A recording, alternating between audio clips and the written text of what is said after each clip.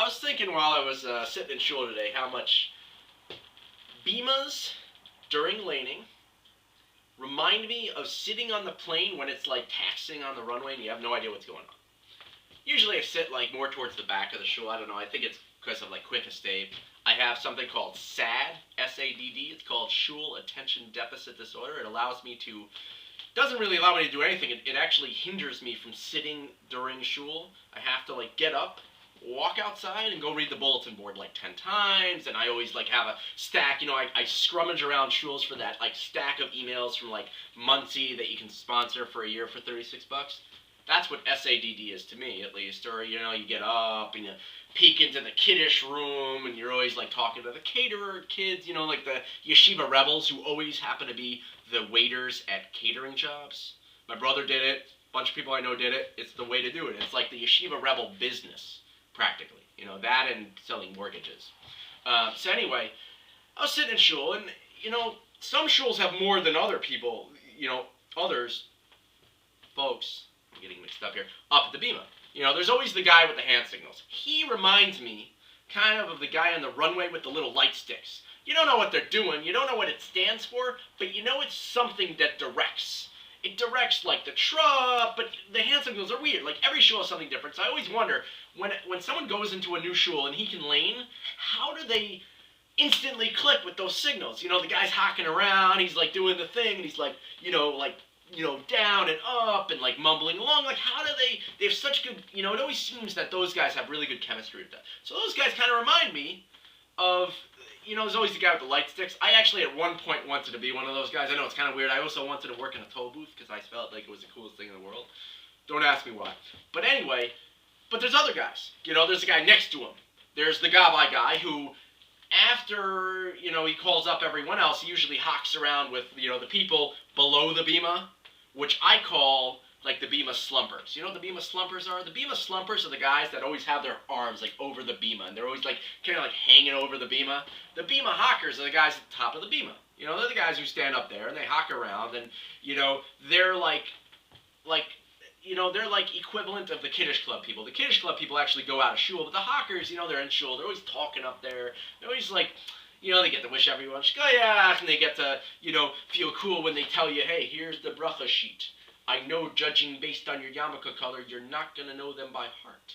Oh, and they clear it off, and they give you the gartel, they kiss the Torah, you know, those are the Bimah hockers. It's always a bunch of people, I don't know what the heck's going on up there. You know when you're like waiting, and there's no Misha Beirachs, there's no blessing for like Israel, and you're standing there like, what the heck are they doing? Same thing in the plane. You're sitting there on the runway, it's been like an hour, the captain hasn't said, you know, we're like 17th waiting for takeoff, and he hasn't said anything. There's like 20 guys down on the runway, they're driving around these little like trucks that look like midget mobiles, and they have light sticks, and these guys are like walkie-talkies hocking with each other. There's always some like fat like Puerto Rican guys with these like huge like headphones and like a big orange vest, and they're all like screaming at each other over the jet turbines, you know, like you never know what's going on, you know, it's the same thing, like if they tell you, you know, now we are waiting for clearance of the runway, or we're waiting because there was a crash up ahead. Same thing in laning. You're sitting there, you're like, what's the hold up here, man? Well, we're only up to Shani, come on, you know, like, even at the beginning also, they're rolling the Torah, then they're like, thinking who they're going to give aliyahs to, then they're debating, like, you know, just come on already, man, give a couple aliyahs out, then you can debate who's going to give you a donation, who's not, who's got your side, who's a guest, who's like the guy with the orange yarmulke, the token cousins of the bar mitzvah bacher, you know, like, fine, you know, but tell us, you're back there, you can't see what's going on, you see a bunch of activity up there, you know, there's also the Bimah cloppers. Usually the Bimah slumpers are the Bimah cloppers. They're always the guys that like slap the Bimah, you know. Bothers me a little bit, you know, and you know, there should be an official Bimah clopper.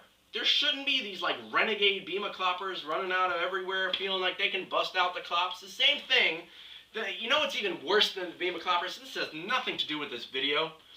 When like 80 people have to remind you to say Atachan Antanu. Okay, I know, every month is Shabbos they say Atachan Antanu, fine. Every time you're going to say Morid Atal, you're going to tell me? First 3 times, fine. You know, they have to show that they know and it's knowledgeable. The same thing with, like, mistakes. You know, like when you have, that's usually you can tell how, like, not Frum, but how learned the shul is, because like learned people like to follow along with the Torah reading. Me, I'm like reading Shmuel or like some stuff in like Navi. I always like get like stuck with the like Tanakh, and it's like, you know, like I want my Stone Chumash Tanakh. I know it has it in there, but it's just too tempting, man. It's like watching Braveheart in shul. Killing and death and violence and like, you know, people tearing down buildings and conquering and cool relationships and stuff. That's Navi to me, man. Navi is like a really epic blockbuster. You know, that's what it is. You know, Chumash like after Mishpatim. Seriously, man, there's only so much Mishkan stuff I could take. You know, like okay, fine. He wore a golden apron. You know, great. Take me back to Vayechi, man. Those were good times. Those were real good times, man. Vayigash, my bar mitzvah parcher, even better, man. I like that. I like all the, you know, like the epic tales and like the people killing each other and, you know, working for their wives. You know, it's all these laws and things we can't do and things we can do and things we have to do and things we're going to get killed if we don't do. You know, I'm bored already. Seriously, every year this happens, I'm like, it's already over, Bereshis, man? Oh, man. Fine, Shemois is pretty good. Bo is, but Vayera's even good. Then we get into the laws, and then suddenly, like, we're like, you know, Korach is cool, though. I gotta say, man, Korach is the man. I know he's not the man, but that was a pretty good way to go, I gotta say. And he's still screaming down there, apparently, man. Man, Korach.